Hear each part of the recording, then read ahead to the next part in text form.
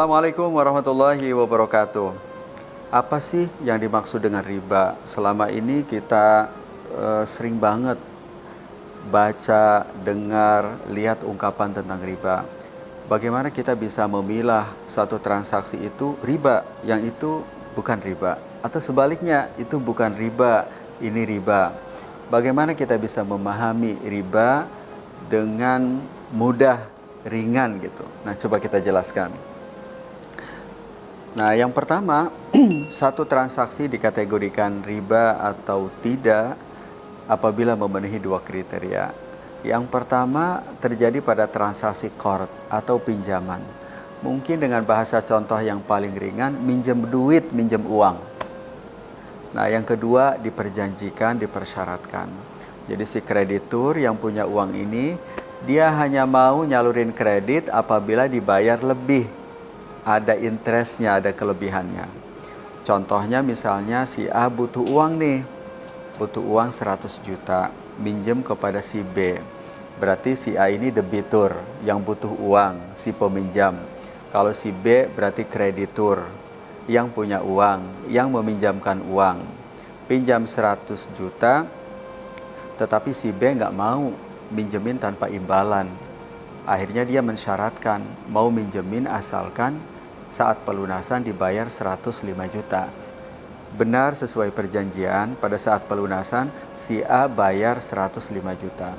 Maka 105 juta, maka yang 5 juta ini masuk dalam kategori riba dan riba, diharamkan.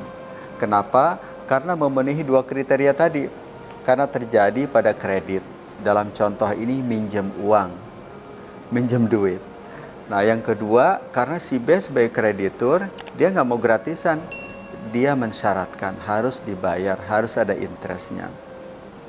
Kalau dalam contoh di produk-produk lembaga keuangan seperti yang terjadi di lembaga keuangan konvensional. Misalnya leasing konvensional. Jadi si A mau beli motor atau kendaraan roda 2, harganya 30 juta. Minjem ke leasing konven, dapat kredit 30 juta, pergi ke dealer atau showroom, beli tunai, bawa pulang motor baru. Nah, apakah urusan selesai? Enggak dong. Jadi selanjutnya ia kudu bayar. Berapa bayarnya? Pasti lebih dari pokok pinjaman. Mungkin 35 juta atau lainnya sesuai dengan tenornya. Katakanlah 35 juta.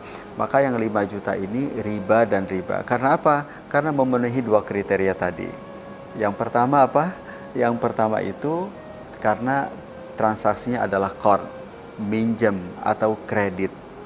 Yang kedua, karena diperjanjikan. Karena leasing nggak mau nyalurin kredit, kecuali dibayar lebih. Nah, Sobat Abqori Syariah Media, dengan penjelasan kriteria ini, maka menghantarkan kita bisa tahu transaksi yang bukan riba. Apa itu yang bukan riba?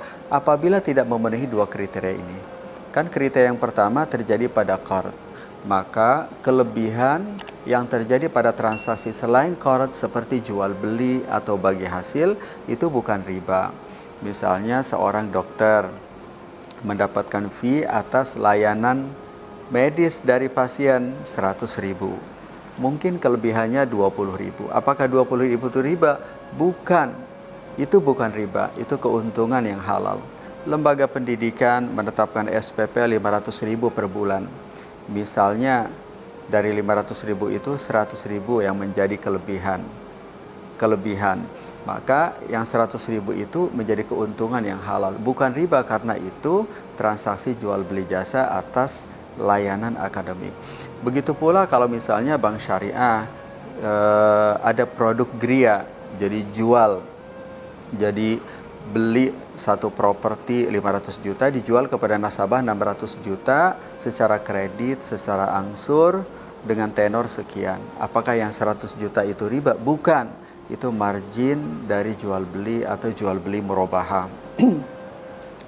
Nah, itu berarti transaksi yang halal. Nah, yang kedua juga apabila ada keuntungan, ada kelebihan, tapi tidak diperjanjikan dalam transaksi qard.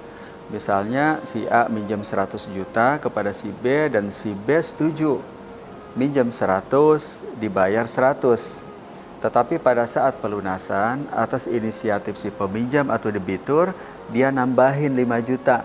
Nah, maka yang 5 juta ini bukan riba, tapi hadiah. Tapi itu hadiah yang halal, bahkan menunjukkan adab-adab sebagai seorang debitur. Nah, dengan dua ketentuan ini riba dan itu bukan, itu riba dan ini bukan, itu didasarkan pada nas-nas Al-Quran, hadis, kaidah dan fatwa. Nah, di antara nas-nas ayat yaitu a'udzubillahi minasyaitonirrajim, bismillahirrahmanirrahim, wa ahallallahu al-bai'a wa harrama riba, ya ayyuhalladzina amanu la ta'kulu riba adhafan mudha'afa, dan ya ayyuhalladzina amanu taqullaha wa dharu ma baqiya minar riba.